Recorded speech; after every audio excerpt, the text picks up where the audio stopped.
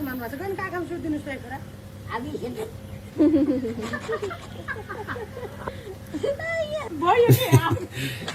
बिचरा भीम दाई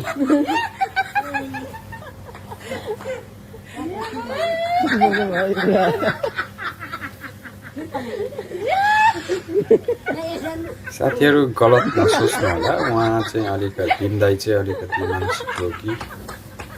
हुनुहुन्छ उहाँको बिहेभियर चाहिँ बच्चाको जस्तै छ पुग्यो मलाई पुग्यो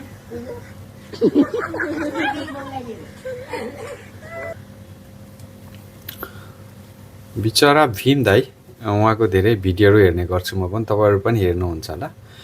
कतिपयले गलत सोचेर ट्रोल बनाउने गर्छन् तर उहाँ चाहिँ